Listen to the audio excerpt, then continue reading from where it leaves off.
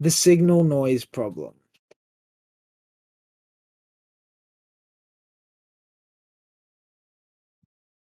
These conscious ideas about method are one kind of noise which can interfere in the attempt one makes to hear the orienting signal. And in discussing the signal noise problem more explicitly, it is hoped that you will be able to establish a clearer sense of what is meant here by the term noise.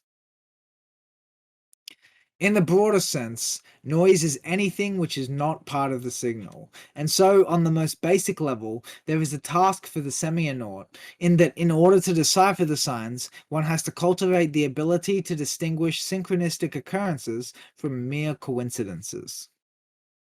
Here, the distinction between signal and noise can be established conceptually as a matter of relevance, and the only skills required to make this distinction are those mentioned earlier in the section on epistemology.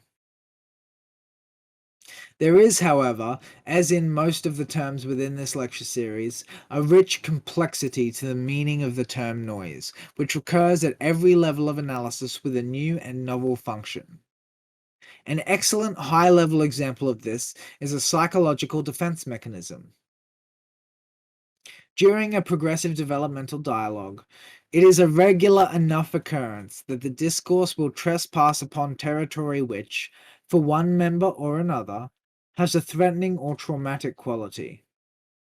When this happens, the individual's defense mechanisms may activate, in which case there will suddenly be an inexplicable presence of obstinance in the dialogue. One of the individuals no longer wants to explore what is being discussed. Thus, they are wont to begin to interfere in the productivity of the discourse, often in an unconscious and compulsive way, and this creates an interference pattern for anyone who is trying to track the dialectic in progress.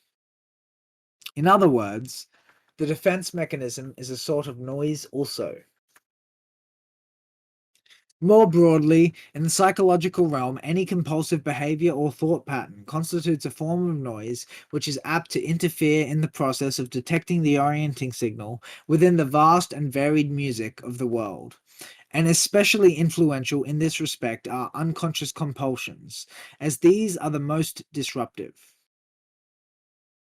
The undue activation of unconscious complexes can thoroughly baffle a potential semionaut, as the precipitation of projection-based anomalies obscures legitimate signs, which are often neglected until much later, when they have amplified and repeated to the point of becoming distinguished from the projective deceptions pretending to be signs.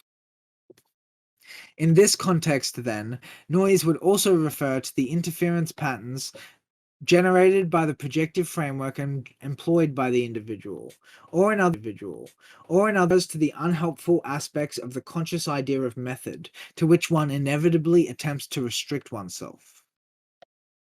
These unhelpful aspects of the conscious idea are most prominent and influential when equilibrium is disturbed, as the individual is then in a state of mind where they are attempting to re-establish their footing, so to speak. If one is able to maintain their own internal equilibrium, and therefore reduce the noise of their own interpretive framework to a stable low point, they will consequently have greater access to the web of synchronistic signposts that litter our experience of the universe, little quirks of the pattern of our projection being reflected back at us, telling us how we need to alter our trajectory. A final and more primitive form of noise still is the same in a final and more primitive form of noise still in the same psychological domain is proper to the philosophical and often unconscious presuppositions which underlie one's epistemological and perceptual apparatus. In light of such an analysis, it must be noted that when it feels that the orienting signal is nowhere to be found, it is likely the case that your preconceptions are somehow obscuring it from view. In such a situation, one is prompted to return to more rudimentary considerations. Are you moving with the flow or going against it? And what would each scenario probably look like? The key is to really ask yourself, not just intellectually, but honestly. The effective noise on the capacity to recognize the orienting signal is dramatic, and it might help to think of the following comparison. If you are bustling about, too busy to listen, then you would not even hear a pencil being dropped to the floor. But if you are silent and still, listening intently, it becomes possible to be aware of the most subtle sounds conceivable, such as a pin being dropped. Recall the medieval idea of the feather oracle.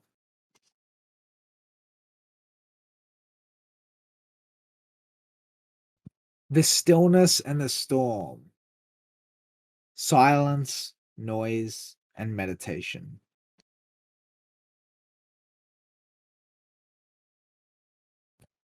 This analysis of the signal noise problem ineluctably leads us towards the subject of meditation, as it appeals to the intuition as a primitive model of exactly the state of mind I am suggesting should be cultivated. I'm going to read that sentence again because that sounded a bit weird. This analysis of the signal noise problem ineluctably leads us towards the subject of meditation, as it appeals to the intuition as a primitive model of exactly the state of mind I am suggesting should be cultivated. For this, I quite like the metaphor of the stillness in the storm, which has profound connotations which fiercely resist literal translation into clear and plain language. Nonetheless, I shall do my best to give a nominal description of this metaphor and what it seeks to illustrate. The storm is an emotional metaphor, out of control emotions specifically. And if you can learn to be still when you are enduring a storm, then you are best situated to hear the ethereal missing notes. The storm has immense power and can easily unsettle you and threaten the solid ground upon which you stand. However, by learning to be still during such an event, one is not only able to manifest an intensified link with reality, but it is also possible to learn about oneself by what comes up during such a storm. This practice of learning to be mindful when you are going through an emotional storm is what is most crucial for the cultivation of receptivity, which is so necessary for the synchronistic experience. As it is this sort of emotional storm which perpetually threatens to upset the inner equilibrium of the soul, so to speak. If, instead, you are able to master this notion of remaining unperturbed by the buffeting of the winds of life's conflicts, it is possible to observe during the calm in the eye of the storm something truly incredible. It is as if, by staying aware of what is happening in the moment, you discover that you held the keys all along to the locked doors that bar your way forward, but you hadn't noticed because you were so caught up, swept up in the storm.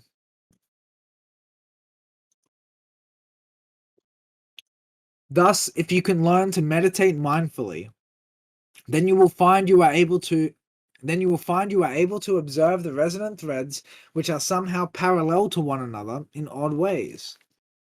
Furthermore, if you can meditate and maintain your own internal equilibrium during a storm, then there is a chance, in the eye of the storm, to channel the chaos into order and to thereby bring about the new dawn. When there is a lot of noise around you, reducing your own noise to zero can often make all the difference. This notion of mindful meditation, however, is somewhat difficult to explicate clearly. Often you will hear this idea around emptying the mind or thinking of nothing or something along these lines. Although there is some merit to this idea, it is not one which resonates with me.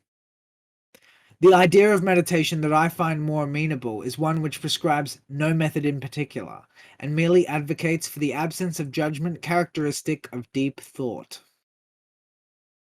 More clearly, what I suggest is merely to allow the mind to wander, thinking of whatever takes its fancy, and to simply observe where it goes and what thinking it engages in, all the while keeping the eyes peeled for the first sign of anything out of the ordinary. In particular, what one should notice is what one notices for no particular reason, and this is what one should absently explore. One idea that I entertain provisionally, though it should be noted that when one cannot apply it rigidly or strictly, or it immediately invalidates itself, is that of a radio which is being tuned. It goes in and out of a variety of different sensible frequencies as the individual searches for the music that's just right. And without really knowing what one is looking for, one often manages to find something which is quite delightfully unexpected. Serendipitous, in fact. I myself often meditate while in the shower, immersing myself in the flow of water, which has symbolic significance in itself, and I will tune in and out of the various sounds. The music I am playing, the sound of the water, the other sounds in the house, nature, if I can hear her, the sounds of my inner weather, and so on.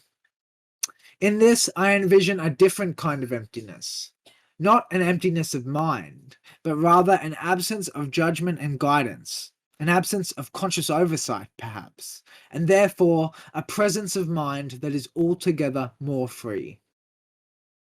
In this state, one is able to follow the resonant threads from one context to another with no regard for their logical relation, because the intellectual judgments too are absent for the moment, and one is able to simply follow their own train of authentic thoughts for once, wherever that might take them. So then, this stillness, silence, or absence is not of thinking, but of judging. And here we can see a clear analogy in the Buddhist tradition, a parallel between judging and attachment. It is this fact of attachment to what we are, what we know, and what we have that discourages our growth, which always means to lose something of our past self so that we may become the future self of our destiny. So meditation is partly about listening, but mostly about hearing. Mystic, my ex-mentor, always said to me that the best tradition to study if one wanted to learn the ancient art and sacred science of stalking synchronicity was Buddhism, and there are a number of texts he recommended to me, the material from which I have since absorbed, which I think would be helpful to suggest to you. The first that I would recommend is not one he spoke to me about, but nonetheless it is a fantastic lay introduction to the material. The book I speak of is Zen and the Art of Motorcycle Maintenance. The second is Zen and the Art of Archery, a very brief book which is disproportionately informative with respect to some of the core tenets or ideas within the text. And the third I want to recommend to you today is called Zen Mind, Beginner's Mind. The Buddhist notion of meditation is vast in its variance and illuminating in its exposition. One of the central focuses of these texts is the capacity of the individual to cease grasping at the world and to allow the natural being to flow forth. In addition to this important emphasis on the relaxation of conscious attention and effort, the texts offer an immediately curious account of the practice of meditation, especially Zen Mind, Beginner's Mind. In this, one begins to realize that so much of the trying to do is getting in the way of just doing, as it were. As a final recommendation, I would like to say that the Way of Zen by Alan Watts gives a great introduction to the material and covers a lot of the philosophical baggage, offering an account which is at once charming and plausible. Finally, here are a few quotes to meditate on that might give some substance to the concepts we've just covered in relation to meditation, the stillness and the storm. Psalm 89, 8-9. Lord God all-powerful, there is no one like you. You are strong, Lord, and always faithful. You rule the stormy sea. You can calm its angry waves. That sounds like my job list. Mark 4:39. Jesus stood up and gave a command to the wind and the water. He said, "Quiet, be still." Then the wind stopped and the lake became calm. Psalm 46:10. Be still and know that I am God. Obviously, those three were from the Bible. This one is from the Manual of the Warrior of the Light. The Warrior of Light meditates. He sits in a quiet place in his tent and surrenders himself to the divine light. When he does this, he tries not to think about anything. He shuts himself off from the search for pleasure, from challenges and revelations, and allows his gifts and powers to reveal themselves. Even if he does not recognize them then, these gifts and powers are taking care of his life and will influence his day-to-day existence. While he meditates, the warrior is not himself, but a spark from the soul of the world. These are the moments that give him an understanding of his responsibilities and of how he should behave accordingly. A warrior of light knows that in the silence of his heart he will hear an order that will guide him. Hey guys, thanks for watching the lecture. I just wanted to let you know that I recently made my Patreon live, so you can now follow me on there. The link will be in the description, and also I'll post a link in the video. Also, I was just wanting to encourage you to subscribe and check out my other work, also linked in the description.